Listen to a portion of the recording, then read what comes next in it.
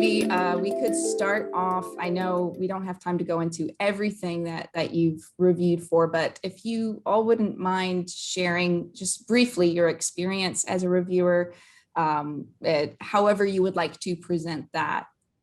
Yeah. I would say it's a blessing and a curse. In some ways, it's a great privilege. You get to, I mean, when I was a sitting member of study sections, I'd be on there 4 or 5 years, and I would get to see what the science of the field was going to be for the next 5 years. So that was pretty cool. And I learned a lot. I just learned so much. You just get exposed to so much literature and ideas. But man, it's just a lot of work, 3 times a year.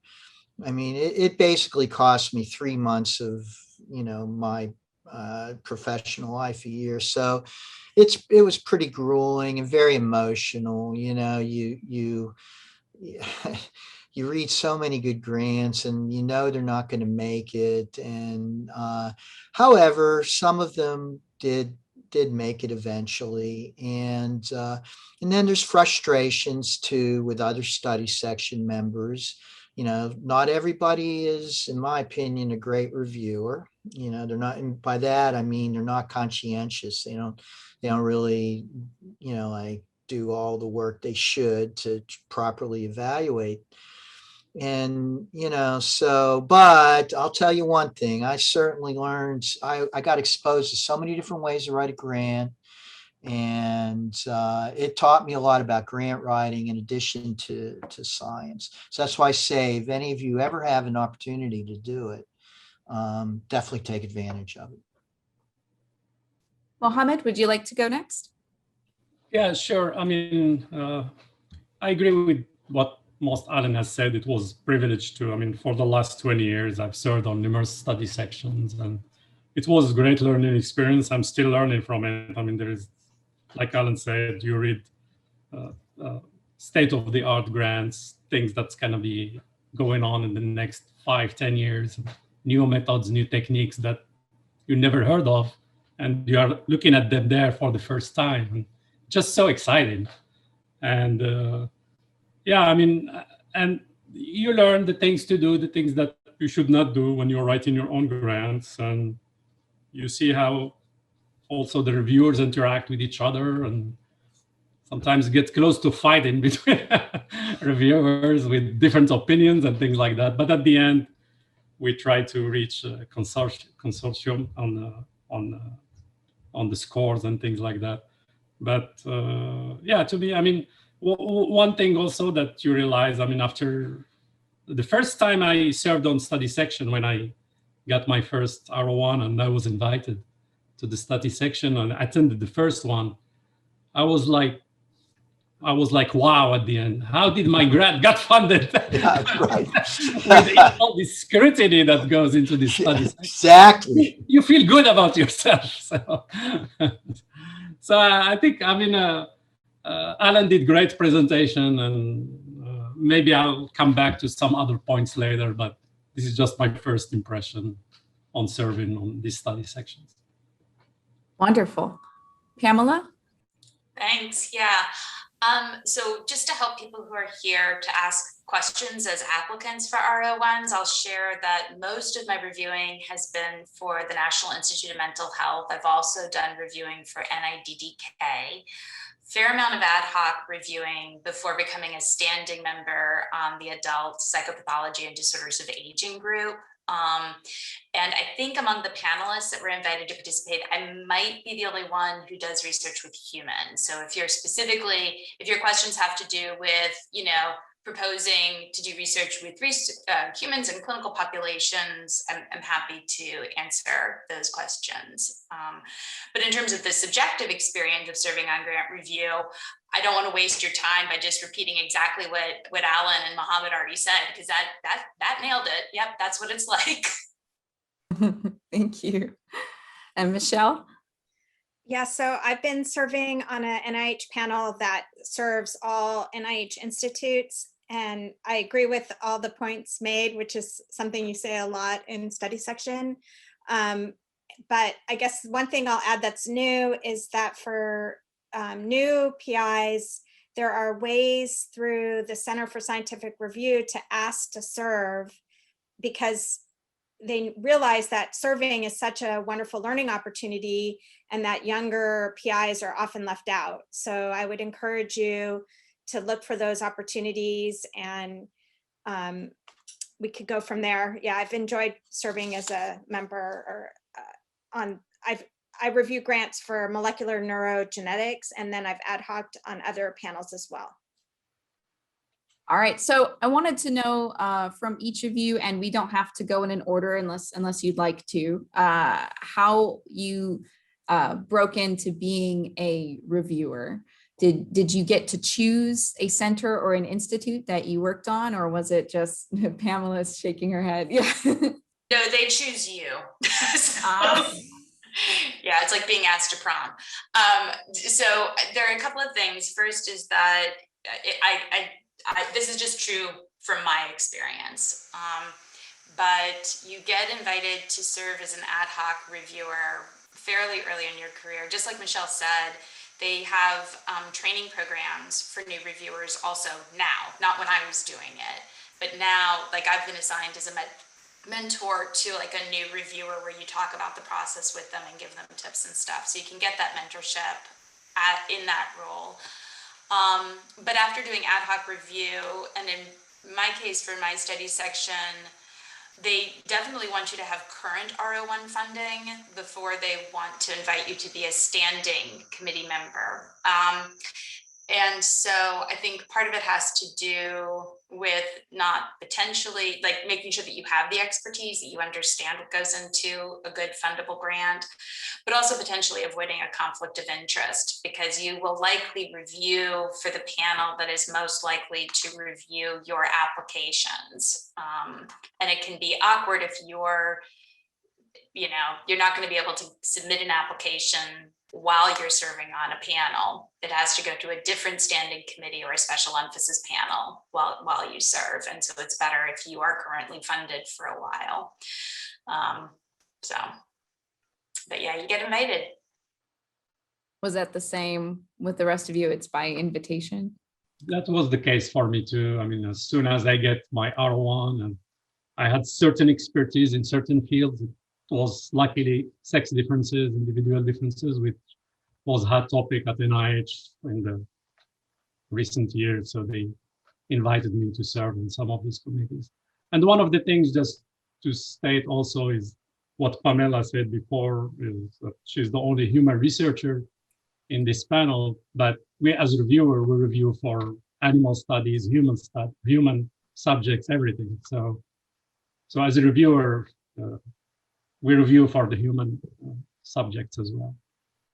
I guess just briefly, I was asked to serve after I got my grant from the study section that reviewed my grant. So, and then other review opportunities were just, they must have a database of reviewers. Yeah. And so then once I started reviewing, I got more opportunities. Yeah, I rotated off of my standing committee after 6 years of service. And then what happened is I repeatedly, actually even before my time was up, I'd get an email from a scientific review administrator basically saying, oh, Serena says you're really wonderful, and we're wondering if you would be willing to serve on this panel or do that. Like, effectively, the person who runs your study section then tells all the other people who run their study sections if you're a great reviewer, and then the invitations just come pouring in. And one of the things that you get as a reviewer, if you review for this study section, is that if, for example, you are reviewing for study section and you want to submit a grant the same period, you can ask for an extension of your deadline, so you can submit your grant. They give you a couple of weeks, if I remember, maybe 1 or 2 months extra for you to submit your grant. So, because it takes a long time to review grants and you may not have enough to work on yours. So I think that's a nice benefit to have. Yeah, I think you're right. It's about a couple of months beyond the standard deadlines. They refer to it as continuous submission, but it's not really, because it has to get assigned to a study section. They just give you 2 more months before they lump you in with the cycle. Yeah. Should one of us tell the group here what actually happens? Like, we get the grant, then. Yeah, that'd be fantastic. Yes. I mean, I'll start and then maybe someone can fill in what I forgot to say, but usually you get the grant, it's like you only have 1 or 2 months to review a pretty big stack. So typical allocation is maybe like 6 to 10 R01. So it's a lot. And then you're given a deadline where it has to go back with your scores 2 weeks before study section approximately. And then the scientific research officer, the SRO, gets all those scores and ranks them. And only the top 50% are discussed unless someone asks for it to be discussed, which is called rescuing the grant. And then you meet. And they just, in the panel I serve on, they just changed it where so it still is that early investigators or new investigators are discussed first and then everyone else, but they've mixed it up. So it's not by rank score. And then reviewer 1 is like, if they're not advocating for you, it's a really hard sell. They get the most time and it's only about 10 or 15 minutes to present your grant. And then reviewers 2 and 3 are asked if they want to add anything, any new points. And then there's opportunity for discussion. And sometimes a grant isn't further discussed because it's, not everyone has read the grant in the room. And so the presenters have to do a really good job. And then the 3 reviewers are asked if they want to modify their single numerical score. And that often happens if there's a collegial panel that listens to each other. And then everyone in the room secretly votes, and they're supposed to stay in the range of 1 to 9, with 1 being the best score, but within the range of numerical scores given by the 3 reviewers. And so, all that work, 3 months of effort, 2 months of effort, really gets boiled down to 15 minutes of discussion and a vote. Yeah. Right. And so like reviewers 1, 2, and 3 give their new scores, and those new scores establish the range. But depending on how the reviews went and any discussion that occurred afterwards, the scientific review officer will also ask if anybody is scoring outside of the range. And if somebody is going to score outside of the range set by those 3 assigned reviewers, they need to raise their hand, and then they're going to be asked basically why. And the standard answer given is for reasons stated. And what that means, what that translates into, is that the reviewers' scores don't actually match how they described the application. And typically, not always, but typically the way that will happen is if the reviewers are identifying a lot of weaknesses that don't sound tiny, they sound like at least moderate weaknesses, and yet the scoring range that they've presented suggests that there are only minor or minimal weaknesses. And then that's how scores can kind of float up in terms of getting higher, which is worse. So that's another thing that can occur in study section. I will also say that just based on personal experience, the first time somebody breaks rank and said that they're going to score out of range, it catches like wildfire. It's like if one person is like, I'm scoring out of range for reasons stated, then all of a sudden you see other hands popping up. And then the odds of that happening for subsequent applications goes up as well. And so I do feel like that is another, like there's a very human quality to reviewers as human beings, and there's a very human quality to the social interactions that occur. And that's also part of that luck factor, is that you don't necessarily want your application being discussed right after an application where a bunch of people scored out of range because they thought the reviewers were being too kind. That's just some bad luck that can go down. Although it's great if your application gets discussed no matter what. I will say no matter what, if your application gets discussed, you should consider yourself to be very fortunate, period. Yeah, that's a good point. So keep always in mind that those scores that you see from the first, second, and third reviewers may not reflect the overall score, because like Pamela said, some people may vote out of the range and give you a bad score. And so it's really important to hopefully convince this first reviewer and second and third that your grant deserve to be discussed, and deserve that they get excited about it.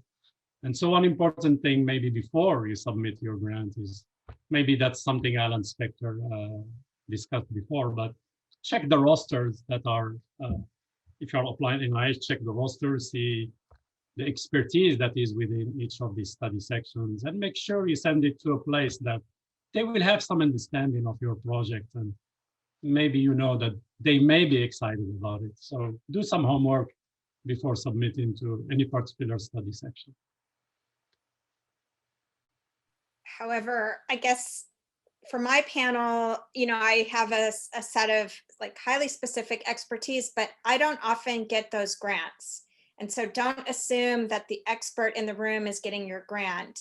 Assume a very knowledgeable person who might be far outside your field is getting your grant. And so write it for that person. Don't write it for that one person you think is going to be your reviewer one, because I tell you, it's almost never that person. Well, because he may be your competitor too. So. Yeah, I don't know. I'm a fruit fly researcher, and I rarely get the fly grants on the panel. Yeah. So. Yeah, well, but you can request, right? You can request having some individuals with specialty in the fly or something like that. Yes. Sometimes the PO will be responsive to this. Yeah, but write it so that you haven't assumed that they've been steeped in 40 years of your literature. Write it for someone who maybe has time to read one or two of your papers, but really is relying on what's in the grant. Mm-hmm. To me, at least. Yeah, I think that's pretty critical. I would say that on study sections, hopefully reviewer one does know a lot about your area. Reviewer two should be pretty solid, and maybe reviewer two even knows more about your area but had too many other grants assigned to them to be reviewer one on your application. Reviewer three is like a wild card in my experience in terms of, and I'm saying that for grants where I'm reviewer three, I know that it's a truly anonymous thing. I know that that investigator has no way of knowing that I'm reviewer three, because they would not have picked me out of a lineup as the third reviewer on their application. And similarly, on the applications where I'm reviewer 1 for, I can't guess who reviewer 3 is gonna be. It's gonna be whoever they call out when it's time to say what our scores are. And so Michelle's point is a really, really important point. And Alan actually raised this point in his formal presentation about the RO1 when you're writing the research plan, which is that you want to write it Scientific American style. You don't want to write it with the jargon and the details that are, or the lingo that's only known by the people who are just in your specific area. And again, that's because, believe it or not, reviewer 3's score potentially counts just as much as reviewer 1 or 2's score, because they establish the range. Right? And when people don't read the application themselves, a natural thing to do is either to be convinced based on what people say during the discussion, or if your mind wanders, after 9+ hours in a windowless room where they won't buy you coffee, if your mind wanders, you might just pick a score in the middle of the range that's offered, figuring that probably the truth is somewhere between what you've heard. So this point about how you write the application that Alan made is huge. What Michelle is saying in terms of what's the level of expertise you can count on, both really, really important to think about when you're writing the application, and then also when you're dealing with your summary statement.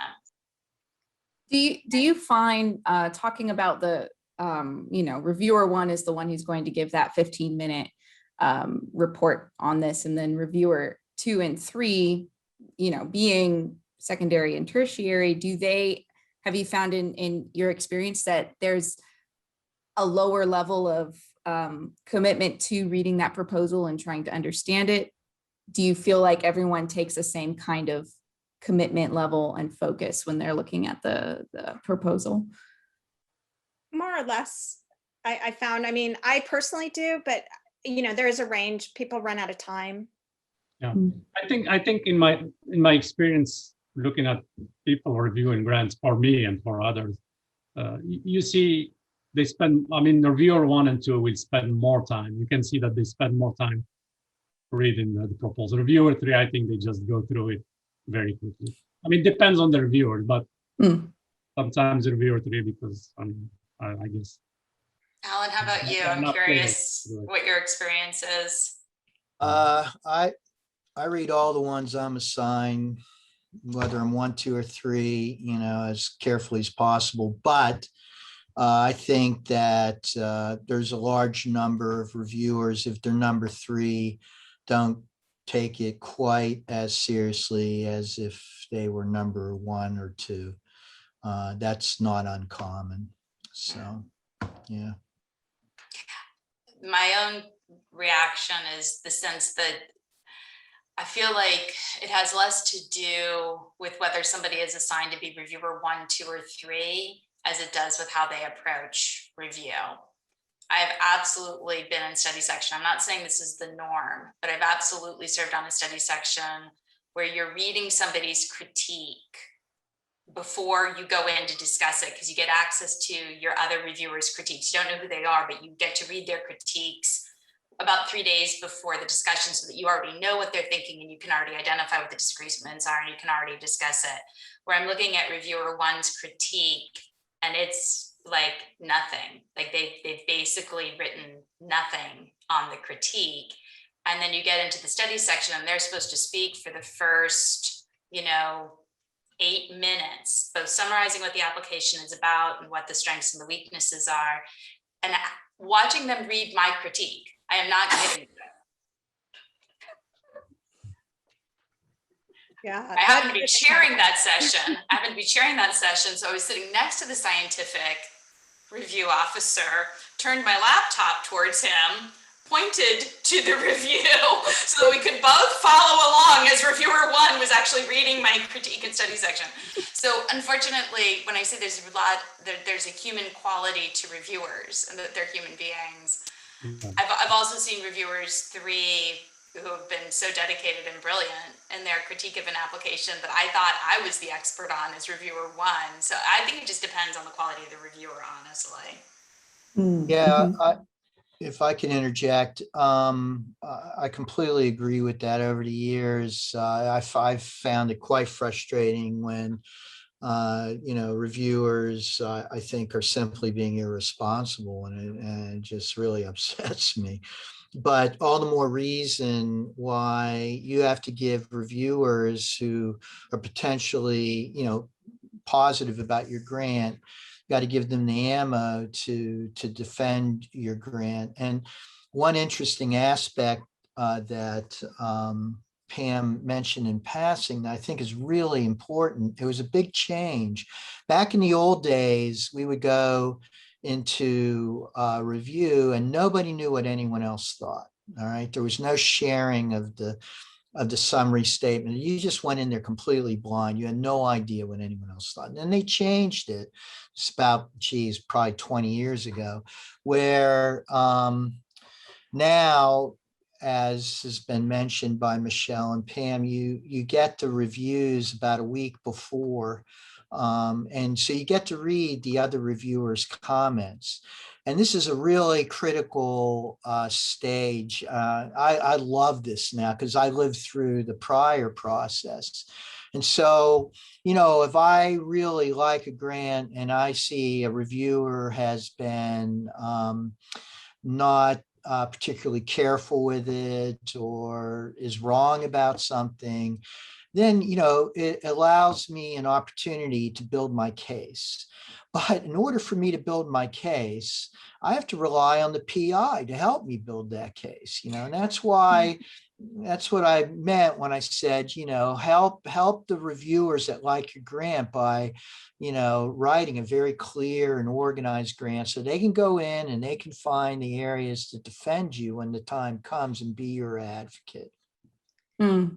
Sometimes they're scrolling through the grant in study section to try to help you. And if it's not nicely laid out, they're not going to find that point that they remember reading and want to help advocate for you. And the other thing you should know is that once that door closes on your grant, there's no more discussion of it. It's 15 minutes, it's over. You're not allowed to talk about it outside the room. You don't know who reviewed it before you walk in the room. So it's a fair process, but it's a fast process.